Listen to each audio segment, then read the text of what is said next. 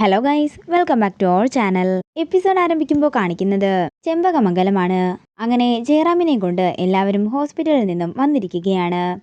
മാറി നിന്ന് തന്നെ നോക്കുന്ന രാജലക്ഷ്മി അമ്മയെ കണ്ട് വിഷമത്തോടെ നിൽക്കുകയാണ് ജയറാം. അധിക നേരം നിൽക്കണ്ടെന്ന് പറഞ്ഞ് ഗിരി ജയറാമിനെയും കൊണ്ട് ഔട്ട് ഹൗസിലേക്ക് പോകാൻ ഒരുങ്ങുമ്പോൾ കൈമൾ പറയുകയാണ്, ഇനി ഔട്ട് ഹൗസിലേക്ക് വേണ്ട, ഇനി ഇവൻ ഇവിടെയാണ് താമസിക്കാൻ പോകുന്നത്. ഇത് കേൾക്കുന്ന സാവിത്രി അകത്തേക്ക് ചെന്ന് ആരതി തട്ടം കൊണ്ടുവരികയാണ്. അതിനുശേഷം ജയറാമിനെ ആരതി ഒഴിഞ്ഞ് അകത്തേക്ക് കയറ്റുമ്പോൾ ജയറാം പറയുകയാണ്, എനിക്കിപ്പോഴാ മോളെ സമാധാനമായത്.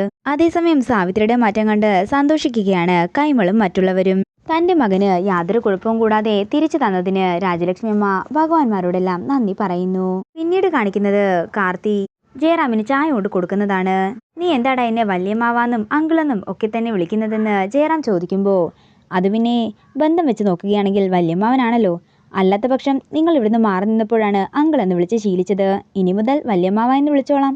ഇത് കേൾക്കുന്ന ജയറാം ചിരിച്ചുകൊണ്ട് ചോദിക്കുകയാണ്, എന്നിട്ട് എൻ്റെ മരുമകനെ ഹോസ്പിറ്റലിലേക്കൊന്നും കണ്ടില്ലല്ലോ? അത് പിന്നെ വല്യമ്മാവ, എനിക്കൊരു ഭാര്യയുണ്ടല്ലോ. ഭാര്യ തരുന്ന ജോലിയെല്ലാം ചെയ്തു തീർക്കുമ്പോൾ തന്നെ ഒരു നേരമാകും. ഇത് കേൾക്കുന്ന മീനാക്ഷി പറയുകയാണ്, ദേ ഇതുകൊണ്ടൊരു പൂശാങ്ങ് പൂശിയാലുണ്ടല്ലോ, ACP ആണെന്നൊന്നും ഞാൻ നോക്കില്ല. അങ്ങനെ അവർ കാര്യങ്ങളെല്ലാം പറഞ്ഞ് ചിരിച്ചുകൊണ്ട് നിൽക്കുമ്പോൾ സാവിത്രി അങ്ങോട്ടേക്ക് വരികയാണ്. ഇപ്പോൾ ഇവരോട് ഒട്ടി നിൽക്കുന്നത് തന്നെയാണ് നല്ലത്. അല്ലെങ്കിൽ ചിലപ്പോൾ ഈ അപകടത്തിന് പിന്നിൽ എൻ്റെ കൈകളുണ്ടെന്ന് ഇവർ സംശയിക്കും. കുടുംബത്തിലെ ഭാര്യയും ഭർത്താവുമാകുമ്പോൾ ചട്ടിയും കലവും പോലെ തട്ടിയും മുട്ടിയും എന്നൊക്കെ ഇരിക്കും അല്ലേ അമ്മയെന്ന് ചോദിച്ചുകൊണ്ട് സാവിത്രി വരുമ്പോൾ, എൻ്റെ മോൾക്ക് ഇത്രയും മാറ്റമോ എന്ന് രാജലക്ഷ്മി അമ്മ ചോദിക്കുകയാണ്. ഇത് കേൾക്കുന്ന കൈമൾ പറയുകയാണ്, ഞാനും കരുതി ചെകുത്താൻ എന്താ പെട്ടെന്ന് മാലാകയായോ എന്ന്. എന്താണെങ്കിലും സാവിത്രിയുടെ മനസ്സ് മാറിയല്ലോ, അതിൽ സന്തോഷമുണ്ടെന്ന് നന്ദിനി പറയുമ്പോൾ രാജലക്ഷ്മി അമ്മ പറയുകയാണ്, പക്ഷേ എനിക്കിതങ്ങോട്ട് ഉൾക്കൊള്ളാൻ സാധിക്കുന്നില്ല. വിശ്വസിച്ചോ മുത്തശ്ശി, മറ്റൊരു ഗുഡ് ന്യൂസ് കൂടിയുണ്ട്. ഈ അതിർത്തി കെട്ടിയിരിക്കുന്ന കയറഴിച്ച് കളയണമെന്ന അമ്മ എന്നോട് പറഞ്ഞത്. ഇത് കേൾക്കുന്ന എല്ലാവർക്കും സന്തോഷമാവുകയാണ്.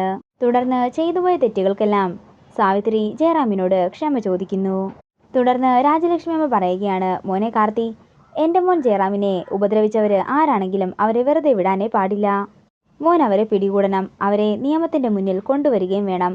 അവരെ പിടിക്കുന്നതുവരെ എനിക്ക് ഉറക്കമുണ്ടാകില്ല. മുത്തശ്ശി ധൈര്യമായിട്ടിരിക്കുക, അവരെ ഞാൻ എന്താണെങ്കിലും പിടിച്ചിരിക്കുമെന്ന് കാർത്തി പറയുമ്പോൾ ഇത് കേട്ട് പേടിയോടെ നിൽക്കുകയാണ് സാവിത്രി.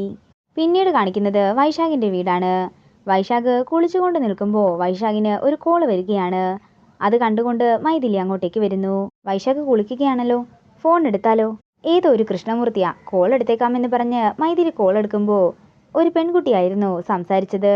നിനക്കെന്താടാ വൈശാഖെ ഫോൺ എടുക്കാൻ ഇത്ര താമസം? ഞാൻ എത്ര നേരമായി നിന്നെ വിളിക്കുന്നു. എന്താടാ നിന്റെ നാവിറങ്ങിപ്പോയോ? നീയല്ലേ പറഞ്ഞത് ഇന്നലെ തമ്മിൽ കാണാമെന്ന്, എന്നിട്ട് നീ എന്താ വരാഞ്ഞത്? നീ ആരാടിയെന്ന് മൈഥിലി ചോദിക്കുമ്പോൾ, ഞാൻ കൃഷ്ണയാണെന്നും എന്നോട് ചോദിക്കാൻ നീ ആരാണെന്നും ആ പെൺകുട്ടി ചോദിക്കുന്നു. ഞാനേ മൈഥിലി, വൈശാഖിൻ്റെ ഭാര്യയാണ്. മൈഥിലിയോ എന്ന് പറഞ്ഞുകൊണ്ട് കൃഷ്ണ കോള് കട്ട് ചെയ്യുകയാണ്. അതേസമയം കേട്ട കാര്യങ്ങളെല്ലാം ഓർത്ത് ഞെട്ടലോടെ നിൽക്കുകയാണ് മൈഥിലി. തുടർന്ന് വൈശാഖിൻ്റെ ഫോൺ ചെക്ക് ചെയ്യുകയാണ് മൈഥിലി. കുളി കഴിഞ്ഞു വരുന്ന വൈശാഖ് തൻ്റെ ഫോൺ കയ്യിൽ പിടിച്ചുകൊണ്ട് നിൽക്കുന്ന മൈഥിലിയെ കണ്ട് ഞെട്ടലോടെ നിൽക്കുന്നു. നിനക്കൊരു കോള് വന്നിട്ടുണ്ടായിരുന്നു. ആണോ? ഞാൻ തിരിച്ചു വിളിച്ചോളാമെന്ന് വൈശാഖ് പറയുമ്പോൾ, കുറേ വട്ടം വിളിച്ചു, ഒരു കൃഷ്ണമൂർത്തി സാറായിരുന്നു, അതുകൊണ്ട് ഞാൻ കോൾ എടുത്തെന്ന് മൈഥിലി പറയുന്നു. ഇത് കേൾക്കുന്ന വൈശാഖ് ഞെട്ടലോടെ നിൽക്കുമ്പോൾ മൈഥിലി പറയുകയാണ്, ഫോണിൽ സേവ് ചെയ്ത് വെച്ചിരിക്കുന്നത് കൃഷ്ണമൂർത്തി എന്നാണ്, പക്ഷേ വിളിച്ചതേ കൃഷ്ണയാ, നിന്റെ ഏതോ ലോക്കൽ കാമുകിയാ. തുടർന്ന് വൈശാഖിൻ്റെ ഫോണിലെ കാമുകിമാരുടെ പേരെല്ലാം പറഞ്ഞിട്ട് മൈഥിലി ചോദിക്കുകയാണ്, നീ എന്നെ ചതിക്കുകയായിരുന്നല്ലേടാ? ചിലപ്പോൾ കോള് മാറി വന്നതായിരിക്കുമെന്ന് വൈശാഖ് പറയുമ്പോൾ, നിന്റെ കൃഷ്ണയെ ഞാനിപ്പോൾ വിളിച്ചു തരാമെന്ന് പറഞ്ഞ് മൈഥിലി കൃഷ്ണയെ വിളിക്കുന്നു. എന്നാൽ ഫോൺ സ്വിച്ച് ഓഫ് ആയിരുന്നു. അയ്യോ, ഞാൻ നിന്റെ ഭാര്യയാണെന്ന് അറിഞ്ഞപ്പോഴേ നിന്റെ കൃഷ്ണ ഫോൺ സ്വിച്ച് ഓഫ് ചെയ്തു. കുടുംബത്തിലെ സന്തോഷവും സമാധാനവും നിലനിർത്തണമെങ്കിൽ നീ എൻ്റെ ഫോൺ നോക്കരുതെന്ന് വൈശാഖ് പറയുമ്പോൾ, എന്ന് കരുതി നിന്റെ തോന്നിവാസങ്ങൾക്ക് ഞാൻ കൂട്ടു നിൽക്കണോ എന്ന് മൈഥിലി ചോദിക്കുന്നു. ഇത് കേൾക്കുന്ന വൈശാഖ് ദേഷ്യത്തോടെ അവിടെ നിന്ന് പോവുകയാണ്. താൻ ചതിക്കപ്പെട്ടിരിക്കുന്നു എന്ന് മനസ്സിലാക്കിയ മൈഥിലി ആകെ തകർന്നു നിൽക്കുന്നതാണ് കാണിക്കുന്നത്. പിന്നീട് കാണിക്കുന്നത് ചെമ്പകമംഗലമാണ്. ഭർത്താവിന് ഭാര്യയോട് ചില കടമകളൊക്കെ ഉണ്ടെന്നും നിങ്ങളത് ചെയ്തിട്ടുണ്ടോ എന്നും മീനാക്ഷി ചോദിക്കുമ്പോൾ ഇത് കേട്ട് അമ്പരപ്പോടെ നിൽക്കുകയാണ് കാർത്തി. ഇതോടുകൂടി ഇന്നത്തെ എപ്പിസോഡ് ഇവിടെ തീരുകയാണ്. വീഡിയോ ഇഷ്ടമായെങ്കിൽ മറക്കാതെ ലൈക്ക് ചെയ്യുക, ഷെയർ ചെയ്യുക, കമൻറ്റ് ചെയ്യുക. കൂടുതൽ സീരിയൽ അപ്ഡേറ്റ്സിനായി മറക്കാതെ സബ്സ്ക്രൈബ് ചെയ്യുക.